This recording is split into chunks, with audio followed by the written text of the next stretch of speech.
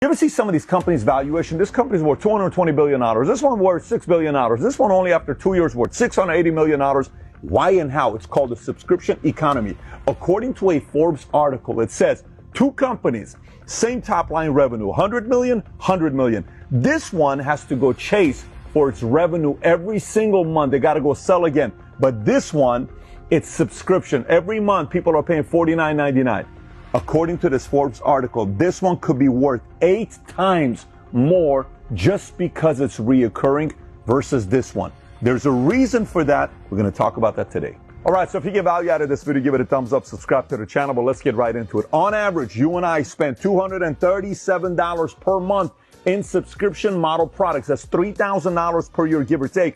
And according to McKinsey & Company, subscription model products in the last 7 years have increased 350%. But the question becomes, has this always been around since the 20s, maybe the 50s, or maybe 90s? Nope, it started in the 2000s. Let me explain to you what's happened to some of these numbers since 2000. According to a report McKinsey & Company did in 2000, only 1% of companies offered a subscription service. So if you look at this, 2000 was 1%, 2005 went to 5%, 2010, 10%, 2015, 20%, 2020, 35%. It's estimated to be at 50% by 2025. Now watch, according to a report by the Conference Board, the average consumer has 2.2 subscription in 2000, and look how it's gone up. In 2005, 3.4, 2010, 4.3, in 2015, 5.5, then 6.7, in 2023, 10.6. That means you and I have roughly 11 different things we subscribe for on a monthly basis that helps increase the valuation of these companies. Now, you may be watching and saying, but Pat, when I think about subscription, I only think about Netflix, Spotify, or Amazon. So let's take a look at this. Launch year, Netflix got started in 1997, Spotify in 2008, Amazon Prime in 2005. Pricing, when they started doing their monthly subscription, Netflix is $8.99 a month. It starts at $9.99 at Spotify and $12.99 at Amazon Prime. Let's take a look at number of subscribers as of 2021. Netflix has over 200 million. Spotify has over 365 million. Obviously, that includes both free and paid. And Amazon Prime is estimated to be over 150 million. So let's take a look at revenue. In 1998, when Netflix got started, they did roughly 1.8 million. In 99 to 14.4 million. 2000, they did 49.3. 2001, they did 103 million, give or take. And by the way, today their top line revenue is $32 billion. Netflix, $32 billion, worth roughly $200 billion. Let's take a look at Spotify. Spotify in 2010, revenue was 155 million.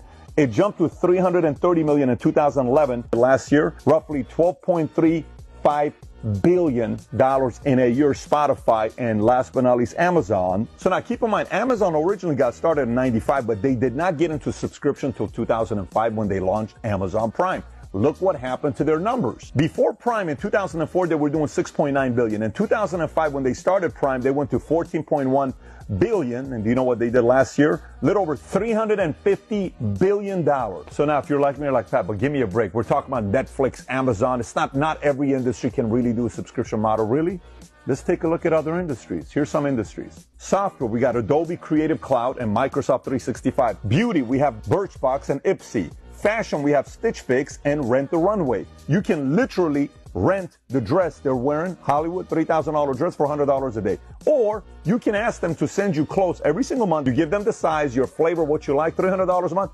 Every month something's being sent your way. It's purely a subscription model. Meal kits, Blue Apron or HelloFresh. Fitness, Peloton or Beachbody On Demand. Books, Audible or Kindle. Wine, you got Wink and Vinebox. Coffee, you got Trade Coffee and Atlas Coffee. Home goods, you got Grove Collaborative and you have Bespoke Post. Pet supplies, you got BarkBox and Kitnip Box. Health and wellness, you have Headspace and Calm. Personal development, you have Masterclass and Blinkist. Language learning, you have Rosetta Stone and Duolingo Plus. Crafts and do-it-yourself, you have Craftsy and Crafter's Box. Education, you have Udemy and Coursera. And by the way, I've been in the insurance space for a long time. Why do you think these businesses are worth as much as they do? Because insurance is what? Reoccurring. Auto insurance, reoccurring. Health insurance, reoccurring. So now, what are the advantages of having a subscription model as a company? Number one, you have recurring revenue. Number two, scalability. Number three, customer retention. Number four, enhanced customer engagement. 5, improved brand image. 6, rapid growth. 7, diverse industry presence. 8, data-driven insights. 9, flexibility and scalability. 10, innovative pricing structure. 11, market disruption. 12, expansion into B2B space. And just like any other business, if you don't take care of your customers, they're going to go somewhere else, which means you're dealing with the downfall of churn. You got to keep showing up. Competition, you got to keep getting better. Compliance, you got to make sure you meet those guidelines. So now you may be watching and say, Pat, I'm not Netflix, I'm not Amazon, I'm not Spotify. What do I do about this? Look, the whole purpose of this video is to get you thinking.